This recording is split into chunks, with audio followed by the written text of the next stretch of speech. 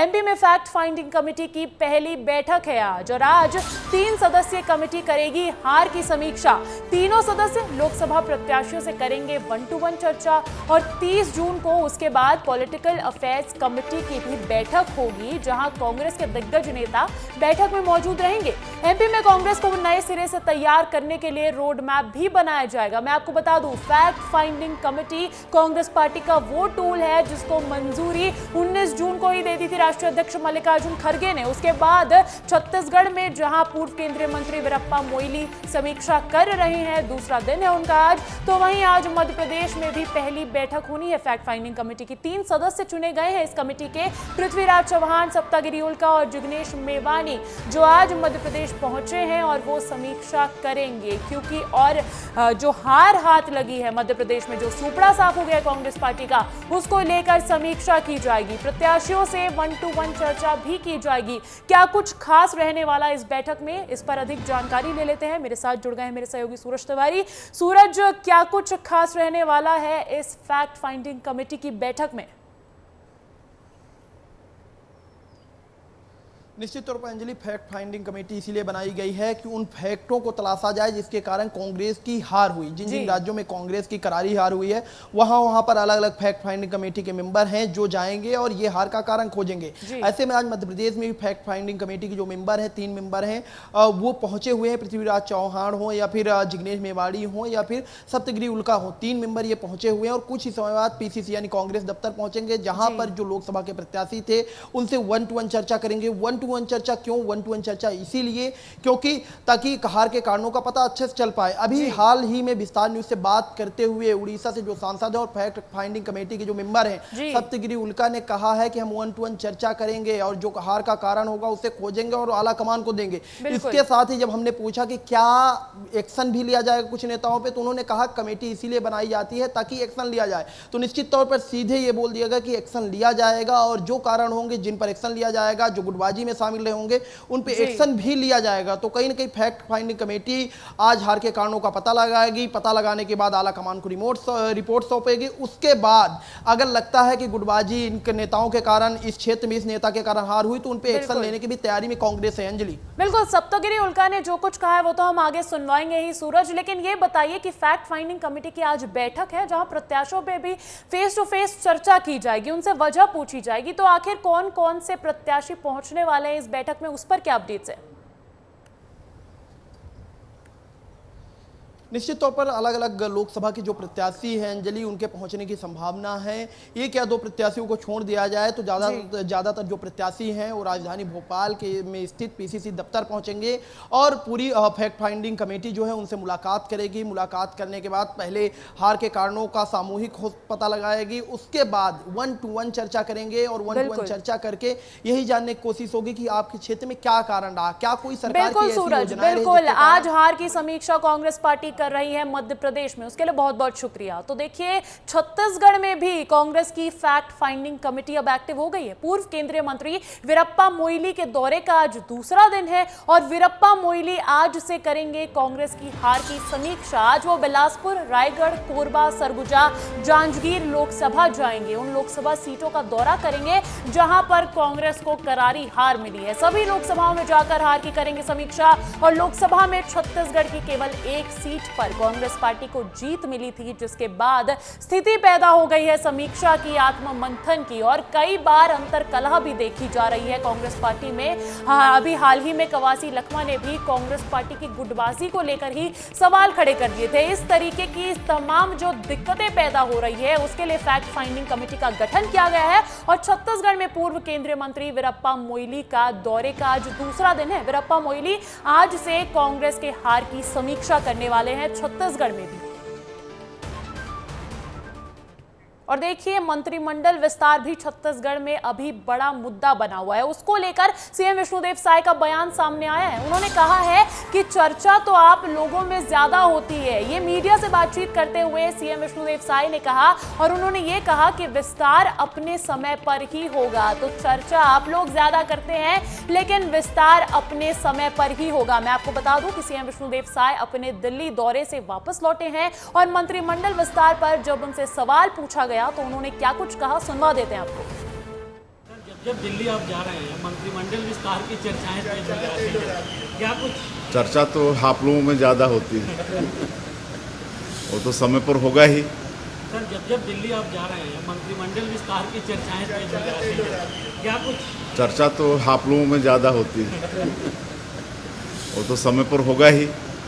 तो चलिए, दिल्ली से तो लौट आए हैं सीएम विष्णुदेव साय, लेकिन आते ही जो बयान दिया है उसके क्या मायने निकलकर सामने आते हैं, जानूंगे अपने सहयोगी खोमन साहू से। जुड़ गए हैं मेरे साथ रायपुर से। खोमन, बहुत चर्चा हो रही है जब से दिल्ली से लौटे हैं, क्योंकि छत्तीसगढ़ के मंत्रियों की, छत्तीसगढ़ के आला नेताओं की बहुत अहम बैठक जो थी वो दिल्ली में आयोजित की गई। उसके बाद जब अब सीएम लौट आए हैं तो उनका इस तरीके का बयान कि चर्चा तो आप लोगों में ज्यादा होती है लेकिन विस्तार अपने समय पर ही होगा, क्या मायने निकलकर इसके सामने आ रहे हैं? देखिए, समय की उन्होंने बात की है। समय का सबसे बड़ा अर्थ यही निकल कर सामने आ रहा है, क्योंकि आने वाले दिनों में लोकसभा का सत्र कुछ दिनों में खत्म हो जाएगा। ऐसे में जो जिन नामों की चर्चा कल रात में हुई है, जब संगठन की बैठक हुई भारतीय जनता पार्टी के, जिसमें मुख्यमंत्री थे, इसके अलावा प्रदेश के अध्यक्ष थे किरण सिंहदेव, इसके अलावा जो राष्ट्रीय महासंगठन मंत्री है BL संतोष, वो भी मौजूद थे, इसके अलावा तमाम सांसद मौजूद थे। तो कुल मिलाकर समझा जा सकता है और एक तरीके से संदेश देने का काम जो है भारतीय जनता पार्टी कर रही कि सत्ता और संगठन के तालमेल के हिसाब से आने वाले समय में जो 2 नाम मंत्रिमंडल के आएंगे वो सामने आएंगे। लेकिन ये जानकारी निकलकर सामने आ रही है अंजलि कि जो नए और पुराने चेहरे हैं उनका संतुलन बनाकर जो है सामने मंत्रिमंडल में प्रस्तुत किया जाएगा।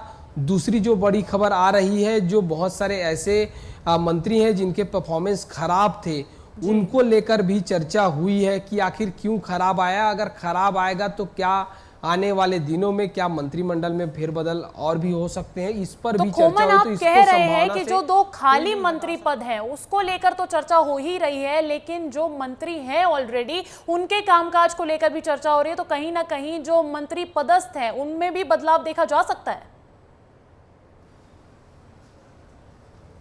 निश्चित तौर पर देखा जा सकता है, क्योंकि पिछले दिनों आपने देखा था कि मुख्यमंत्री विष्णुदेव साय ने सीएम हाउस में 6 महीना को लेकर जो मंत्रियों के परफॉर्मेंस है उस पर चर्चा की थी, और बहुत सारे ऐसे मंत्री थे जिन्होंने अपने विभागों में अच्छा काम नहीं किया था। यही काम है, यही बात है, इसी को लेकर संगठन में चर्चा हो रही कि आखिर 6 महीने तक इन मंत्रियों ने अपने अपने विभाग में क्या किया, और यही कारण बन रहा है कि उनके जो मंत्रिमंडल है उस पर फेरबदल की बात, चर्चा जो है वो जोरों शोरों पर चल रही है। और आने वाले दिनों में ये देखने को मिलेगा जो 2 मंत्री पद खाली है उस पर तो जो है जगह मिलेगी ही, लेकिन आने वाले दिनों में और भी ऐसे फेरबदल देखने को मिल सकते हैं। बिल्कुल, अब जब बड़ी बैठक के बाद लौट आए हैं आला नेताओं के नेतृत्व में, उनके साथ चर्चा करने के बाद जब लौट आए हैं सीएम विष्णुदेव साय, तो ऐसे में जल्द ही मंत्रिमंडल विस्तार को लेकर भी कोई नई अपडेट, नई जानकारी निकलकर सामने आ सकती है। बहुत बहुत शुक्रिया खोमन तमाम जानकारी के लिए। और अब बात करते हैं सीएम डॉक्टर मोहन यादव के दौरे पर। देखिए, आज अमरवाड़ा जाएंगे सीएम मोहन यादव, सिंगोड़ी और हर्रई में वो जनसभा को संबोधित करेंगे और बीजेपी प्रत्याशी कमलेश शाह के समर्थन में जनसभा को संबोधित भी करेंगे। तो आज चुनावी प्रचार प्रसार की सभा रहने वाली है। आज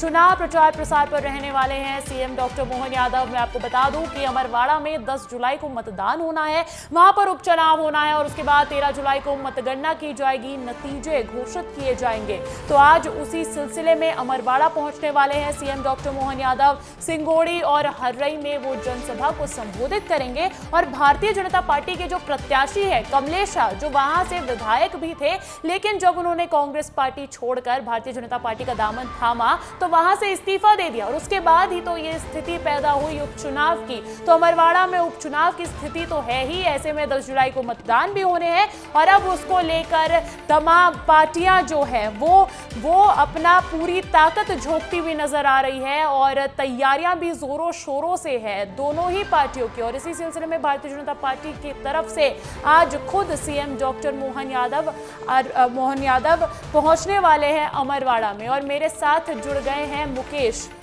मेरे सहयोगी, सीधा उनका रुख करूंगी, छिंदवाड़ा से जुड़ गए हैं। तो मुकेश, आप बताइए कि आखिर वहां की क्या तैयारियां हैं, क्योंकि आज प्रदेश के मुखिया वहां पहुंच रहे हैं, भारतीय जनता पार्टी के स्टार प्रचारक वहां पहुंच रहे हैं। अंजलि जी, आपको बताना चाहूंगा कि मुख्यमंत्री मोहन यादव लगभग 1 बजे के आसपास अमरवाड़ा विधानसभा के सिंगोड़ी पहुंचेंगे, वहां पर जनसभा को संबोधित करेंगे। उसके बाद वह हर्री जनपद जाएंगे, वहां पर भी वो जो एक बड़ी विशाल रैली का आयोजन है, सभा को संबोधित करेंगे। चूंकि उपचुनाव जो होने 10 जुलाई को मतदान होगा, 13 जुलाई को परिणाम आएंगे, तो कहीं ना कहीं मुख्यमंत्री किसी प्रकार की पुलिस लेना नहीं चाहते हैं। यहाँ से हर हाल में इनको जीत चाहिए है। यहाँ पर राज्य की जो संपत्तियां उनके मंत्री है वो यहाँ पर डेरा डाले हुए हैं, उनको जिम्मेदारी सौंपी गई है। आदिवासी जो बहुल क्षेत्र है अमरवाड़ा, यहाँ पर कहीं ना कहीं किसी प्रकार की कोई भी वो ढील नहीं देना चाहते। ये मुख्यमंत्री का दूसरा दौरा है अमरवाड़ा उपचुनाव को लेकर। नामांकन रैली हुई जब हुई तब भी यहाँ पर मुख्यमंत्री यहाँ पहुंचे थे और आज फिर वह दूसरा उनका दौरा है। तो कहीं ना कहीं मुख्यमंत्री पूरा नजरें जमाए बैठे हुए हैं कि अमरवाड़ा विधानसभा सीट को हर हाल में जीतना है। मुख्यमंत्री सीएम डॉक्टर मोहन यादव के साथ साथ पूरी भारतीय जनता पार्टी का फोकस जो है वो अमरवाड़ा के उपचुनाव पर है। तभी तो 35 स्टार प्रचारक पूरी ताकत झोंकने वाले हैं इस उपचुनाव में, प्रचार प्रसार में। आपके जानकारी के लिए बहुत बहुत शुक्रिया। मध्य प्रदेश में विश्वविद्यालय अब मन मर्जी से नहीं कर पाएंगे निर्माण। भवन विकास निगम को सौंपा गया है निर्माण का जिम्मा। छात्राओं की संख्या के हिसाब से बनाए जाएंगे अब हॉस्टल्स और पीएम ऊषा योजना के तहत प्रदेश को मिली है ये राशि। 8 विश्वविद्यालय को दिए गए हैं 400 करोड़ रुपए। वहीं भोपाल में बीयू के लिए मंजूर किए गए हैं 100 करोड़ रुपए। तो देखिए मध्य प्रदेश में जहां अब यूनिवर्सिटीज की मनमर्जी नहीं चलेगी, क्योंकि भवन विकास निगम को अब इसका जिम्मा सौंप दिया गया है और छात्राओं की संख्या के हिसाब से अब हॉस्टल बनाए जाने वाले हैं। और पीएम ऊषा योजना के तहत प्रदेश को राशि भी मिली है। 8 विश्वविद्यालय को दिए गए हैं 400 करोड़ रुपए। तो वहीं भोपाल में बीयू के लिए मंजूर किए गए हैं 100 करोड़ रुपए। तो देखिए ये जानकारी भी निकलकर सामने आ रही है। पीएम ऊषा योजना के तहत ये राशि दी गई है विश्वविद्यालयों को। 8 विश्वविद्यालयों को 400 करोड़ रुपए दिए हैं और भोपाल में बीयू के लिए मंजूर किए गए हैं 100 करोड़ रुपए। तो विश्वविद्यालयों पर लेकर, निर्माण पर लेकर ये बड़ी अपडेट मिल रही है कि अब यूनिवर्सिटीज में मनमर्जी से निर्माण नहीं हो पाएगा, क्योंकि अब इसका जिम्मा भवन विकास निगम को सौंप दिया गया है। निर्माण की जिम्मेदारी अब भवन विकास निगम के पास रहेगी और छात्राओं की संख्या के हिसाब से ही यहां पर हॉस्टल्स बनाए जाएंगे।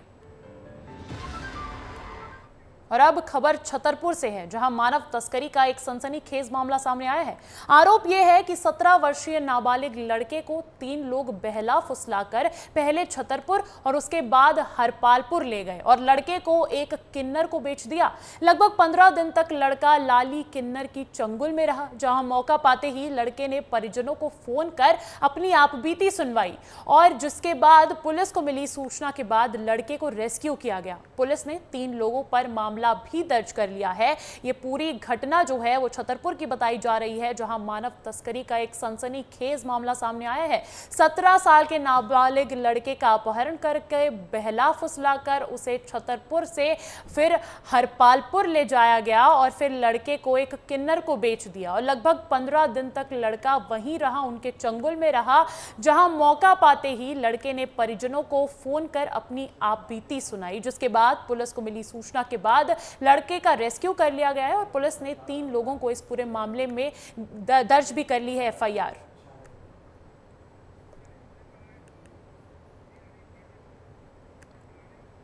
और अब अगली खबर सुकमा से मिल रही है। सुकमा में 2-2 लाख रुपए के इनामी नक्सलियों ने सरेंडर किया है।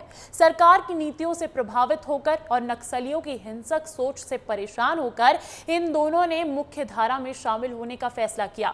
सरेंडर करने वालों में एक पुरुष और एक महिला नक्सली शामिल है। तो इस तरीके की अब खबरें जो हैं वो लगातार छत्तीसगढ़ से आ रही है। इससे पहले भी दंतेवाड़ा में 17 नक्सलियों ने सरेंडर किया था और अब ये खबर सुकमा से मिल रही है, जहां 2-2 लाख रुपए के इनामी नक्सलियों ने सरेंडर किया है। और सरकार की नीतियां कहीं ना कहीं अब कारगर साबित हो रही है। सरकार की नीतियों से प्रभावित होकर और नक्सलियों की हिंसक सोच से परेशान होकर इन दोनों ने मुख्य धारा में शामिल होने का फैसला किया है। सरेंडर करने वालों में एक पुरुष और एक महिला नक्सली शामिल है।